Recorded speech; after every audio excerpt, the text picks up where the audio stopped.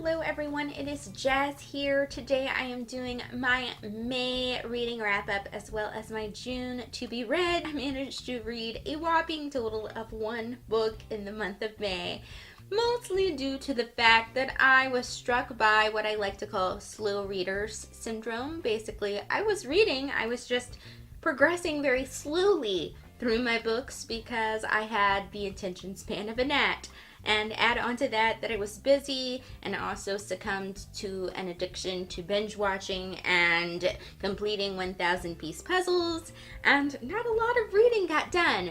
But by the end of May, my brain got right back into the reading flow, and I did, like I said, managed to finish at least one book, Lisey's Story by Stephen King. So I'm going to talk about that and also my plans for what to read next. Lisey's Story is about a woman named Lisey, and she is a widow 2 years previous to this book starting. Her husband, Scott, who was a very renowned author, died. Scott and Lisey had a very close marriage and relationship, and Scott also was a man of many mysteries and secrets, particularly about his past and also about the way he got the ideas for his novels. As Lisey is beginning to clean out her husband's office, a lot of these darker things about Scott's life start to kind of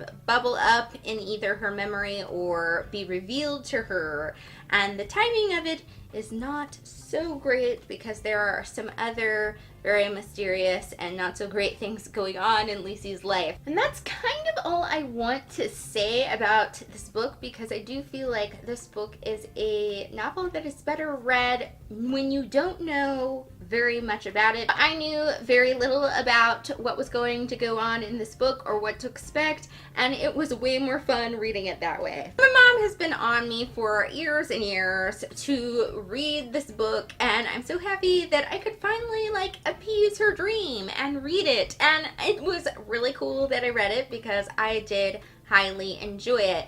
Now, this book is kind of unusual, I would say, but that's what I like about the book, is that it's really unusual. It's unlike anything that I've ever read. It's particularly different in the way that it blends genres. It is kind of a love story, but that love story is wrapped in a thriller, wrapped in a dark fantasy, wrapped in a mystery, wrapped in an enigma. It's a lot that's going on in here, but it never feels like a lot. I feel like the book transitions really excellently between all the genres that it explores and all the different ways that it explores the different elements of the plot in general, because there are a lot of different elements of the plot.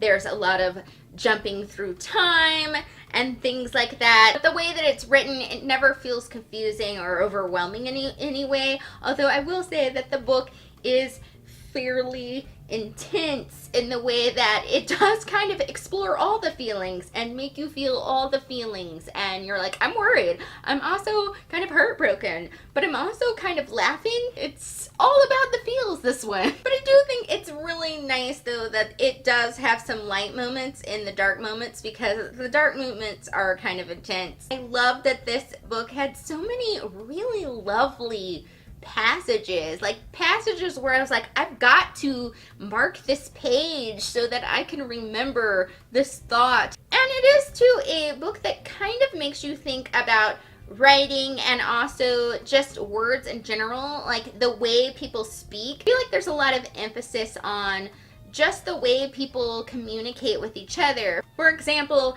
Scott and Lisey, through their marriage, built this kind of language that they spoke and communicated with, that they probably were the only people that understood that way of talking, and it kind of explains it to you so that you too understand their way of talking. But it really makes you think about how you basically kind of have a shorthand with people that you're close to. Like in the book, Lisey has kind of a shorthand with her sisters and the way they grow up and the way they spoke.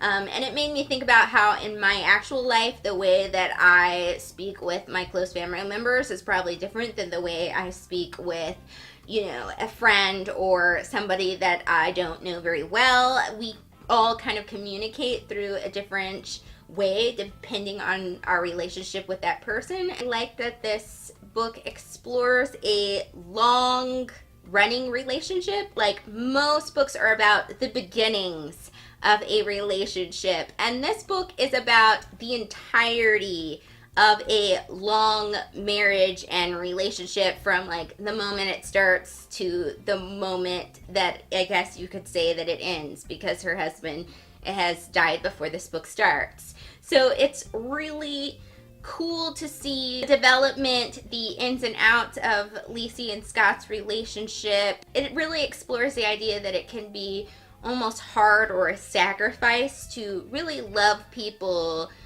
for their whole selves. It really shows the enormity of the two characters' bond, that they can be together despite all these like obstacles, and that they were married so long despite all of these things, and it made their love like seem more like this great love. And shows that, and shows it in a realistic way, like kind of how real marriages and real people behave. And that was really fun to read, because it's not something that you get to read very often. Like I said, it is a lot of things, and I think the reasons why I love it, because it is kind of unusual or weird or kind of has a lot of elements to it, might be reasons that people might not like about the book. So it might be kind of a hit or miss with others. I think if you're somebody that's willing to just go along with the journey, no matter what it is, you will probably enjoy this book. So I say if it sounds like something you might be interested in, you might want to give it a try. And I personally gave this 5 stars. I feel like my June TBR is kind of ambitious, and I feel like it's just because I finally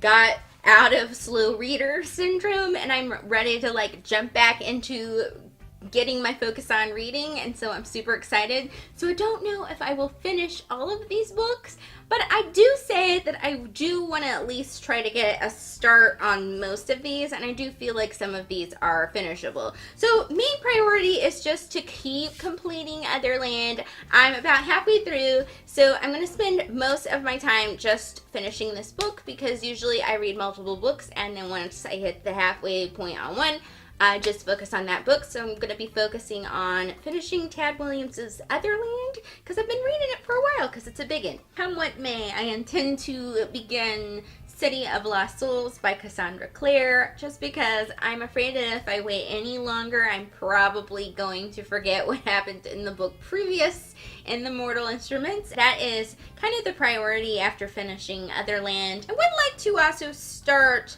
one of the books from May's To Be Read, and I'm leaning towards rereading Pride and Prejudice, just because I'm in a super Pride and Prejudice mood. And I would also like to reread Anne's House of Dreams, which is the 5th Anne of Green Gables book, and also, as I remember, my favorite. So we'll see if I still believe that when I complete it. And then my friend Brian is trying to work on self-publishing some of his writings in the future. Even though they are not yet published, he brought over some of the copies of his books, and I would like to at least read one of these in the month of June. So he has 2 books of plays and one that is a novella. I started a little bit of the novella already, so I'm thinking I'm just going to continue with that one, which is called Burn Before Reading. So that was my small May reading wrap up, as well as my very large June to be read. I hope you guys enjoyed hearing my thoughts, and I will see you all on Sunday. Thank you for watching. Bye!